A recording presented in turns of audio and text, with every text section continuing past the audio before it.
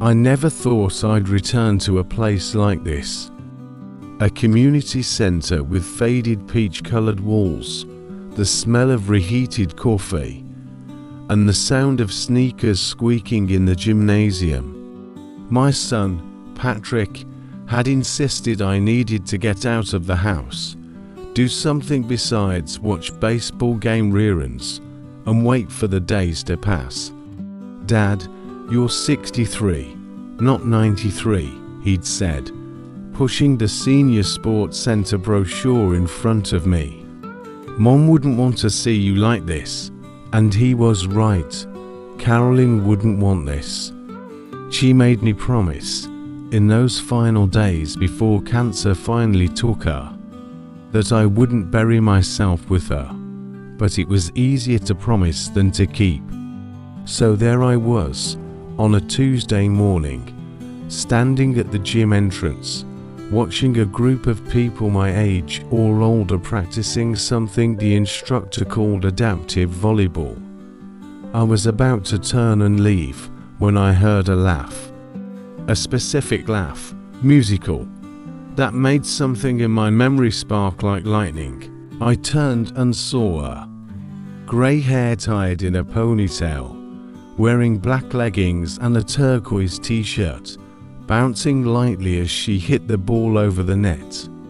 Her face more mature, with expression lines and wrinkles around her eyes, but the posture, the way she tilted her head when she laughed, the wide and genuine smile were exactly the same. "Angela," the word came out before I could think. She turned in my direction, and I saw the exact moment she recognized me. Her eyes widened, the ball fell harmlessly beside her, and she stood completely still for 3 full seconds. "Michael Warren." I don't believe it. We walked toward each other as if we were in a slow-motion movie, both half laughing, half in shock. We stopped about a meter apart, just staring at each other.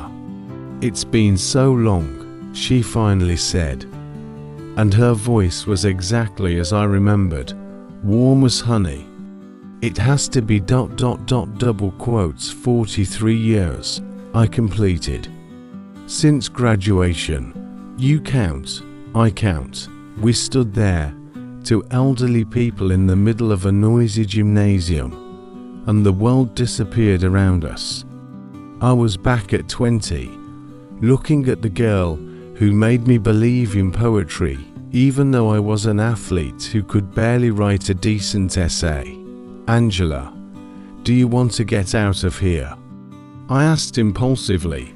"Grab a coffee or something." "I didn't really come to play volleyball," she smiled, and my heart did something strange in my chest. "I figured you always hated volleyball. Said it was a beach sport disguised as physical education. You remember that?" "I remember everything, Mike." Nobody had called me Mike in decades. Carolyn always preferred Michael, said it sounded more mature. But hearing Angela say that name again was like putting on an old, comfortable coat I'd forgotten I owned. We ended up in a coffee shop 2 blocks from the community centre, sitting at a table by the window, 2 cups of coffee between us and 43 years of unspoken history hovering in the air. "You look beautiful," I said, and it was true. There was something vibrant about her, something alive that many people lost with age. "And you're lying, but thank you," she laughed. "I'm 62 and look exactly like it. But I've learned to be okay with that. It's not a lie. You have that thing ... I don't know, that energy. You always had it." She stirred her coffee, thoughtful. "I had to learn to have it again. After Jerry died, I lost myself for a while. It's been 6 years since then, and the first 2 were just existing. You know, not living, just existing. Jerry was your husband, 37 years together. Sudden heart attack while mowing the lawn. Her voice trembled slightly. It was horrible, but it was also a good life. He was a good man. I'm sorry, Angela. Thank you. And you. I saw the pale ring on your finger. Recent. I looked at my left hand, where the mark of 39 years of marriage was still visible. 2 years. Breast cancer. Carolyn fought for 5 years before finally. Before resting. Oh, Mike, I'm so sorry. We sat in silence for a moment, two widowers sharing the unique pain of having loved and lost. Did you have children? She asked. 2. Patrick is 37, a lawyer. Sarah is 34, a teacher like her mother. 3 grandchildren total. I smiled. They're my life now. And you? 1 daughter, Jessica, 35, a doctor. 2 grandchildren who are absolutely wild, she laughed. Jess was the one who signed me up at that center. Said I was becoming a hermit. Patrick did the same thing to me. Literally drove me here this morning. So our children forced us out of our grief caves on the same day, at the same place.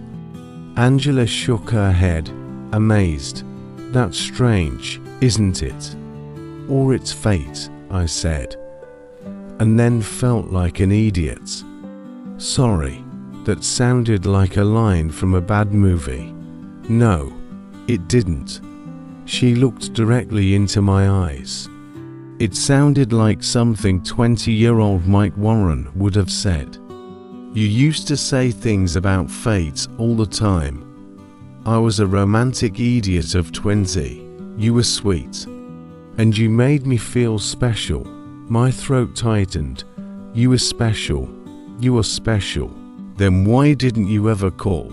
The question came soft but direct.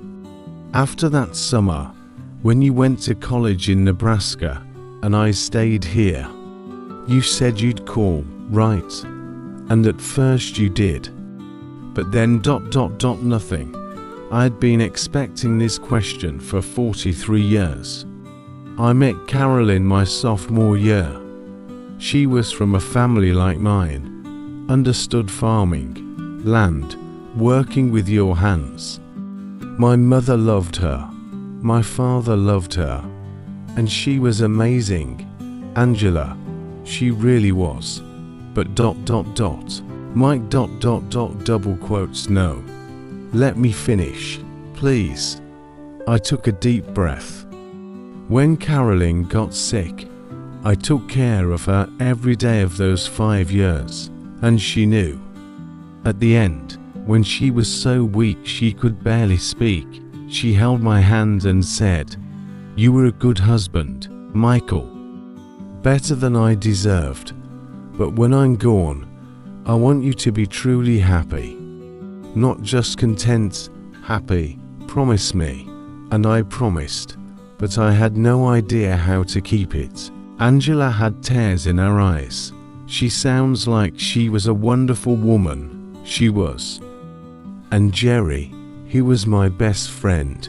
We met 5 years after you left. I had given up on romantic love. You know, I was focused on my career, on becoming a nurse, on building an independent life. And then Jerry showed up, with his calm demeanor and terrible humor, and made me laugh. And love grew slowly, like plants. It wasn't that crazy fire that ... she stopped. That we had, I completed. Yes, that we had. We finished our coffee and, without discussing it, began walking together through the town. Our old haunts were still there, though some transformed. The ice cream shop where we had our first dates was now a used furniture store. The movie theater where we spent countless Saturday nights, was now a parking lot. But the park where we used to walk was still there, the trees taller and older, just like us. We sat on a bench by the lake, watching ducks glide across the water. "You know what's funny?" Angela said. "I came to the park last year, on the anniversary of Jerry's death. I was feeling so lonely, so lost, and I sat on this exact bench and prayed. I'm not very religious, never was, but I prayed anyway. I asked for a sign that there was still life to live, that there was still reasons to wake up in the morning, and nothing happened, so I thought maybe it didn't work that way. That maybe I had to create my own signs, my own reasons." She looked at me. "But now you're here, and I'm wondering if maybe signs just take longer than we expect. My son told me something 3 weeks ago," I shared. "He said, 'Dad, you know what's the difference between existing and living? Living hurts. Living means risking getting hurt again. But it hurts in the right way, in the way that makes us feel human. And I realized I've just been existing." "Me too," she admitted. "It's safer, hurts less, but it's not real life." "No, it's not." We looked at each other, and I saw fear in her eyes, but also hope. The same hope I felt growing in my chest, like a stubborn sprout pushing through frozen soil. "Angela, I don't know what I'm doing here. I don't know how this works at this age. But I know that sitting here with you is the first time in 2 years I haven't felt half dead inside. I know what you mean. And it terrifies me. Why? Because what if we're not who we were? What if those 20-year-old kids don't exist anymore? What if this is just nostalgia? Just two old people trying to relive past glories?" I took her hand hesitantly. She didn't pull it away. "Then we figure it out together. No pressure, no expectations, just ... Let's see who we are now. And if it's just friendship, if it's just companionship, that's valuable too. But Angela, I need to know. I can't spend the rest of my life wondering for the second time." She squeezed my hand. "Okay, but slowly. I'm not that girl who jumped into things head first anymore. And I'm not that boy who thought he could fix everything with grand romantic gestures. Good, because my knees can't handle grand romantic gestures." She laughed, and I laughed with her. We spent the next few weeks getting to know each other again. Morning coffees after classes at the community centre, which we both began attending regularly. Walks through the park, simple dinners at local restaurants. Conversations that lasted hours about everything and nothing.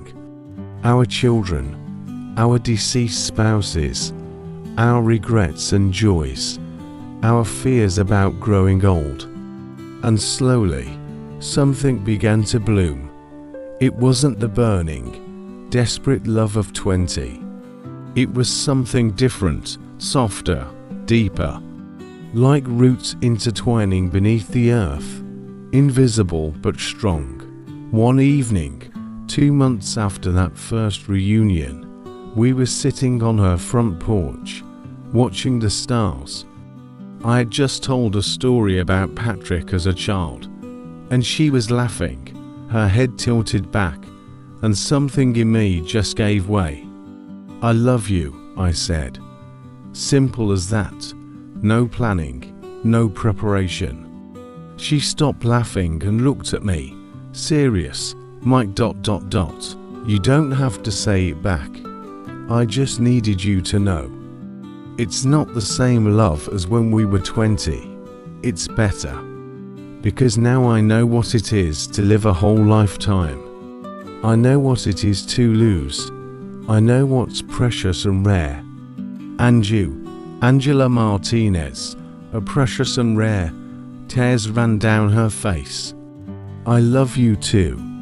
And it scares me so much. Why? Because what if I lose you too? What if this is ripped away from me again? I moved my chair closer and held her hands. Then at least we'll have had this time, these moments. Angela, we've already lost 43 years to fear, to circumstance, to life. I don't want to lose one more day. Neither do I, she whispered. And there, under the stars, two elderly people who had lived entire lifetimes apart kissed. It was different from when we were 20. Slower, more conscious, laden with knowledge of how precious and fragile life is, but it was perfect. 6 months later, Jessica and Patrick organized a dinner where we were both coincidentally present with our grandchildren. The children watched us, curious, as Angela and I announced that I was moving into our house. We're not getting married, Angela explained. Not yet, maybe never, but we're going to be together. Because life is too short and we've already wasted enough time. Jessica laughed and hugged her mother. About time, Mom. Patrick pulled me aside afterward. Are you happy, Dad? Really happy? I looked at Angela laughing with the grandchildren, her hand unconsciously seeking mine. And I smiled, yes, son. For the first time in years, I'm truly happy. Then Mom would be happy too. And he was right. Carolyn would be happy. Because she knew me well enough to know that true happiness, not just contentment, was what she wanted for me. Sometimes life gives us second chances when we least expect them. Sometimes love isn't about finding someone new, but about finding someone old with new eyes. And sometimes, just sometimes, it's never too late to start over. After all, 63 isn't 93. And the heart, I discovered, has no expiration date.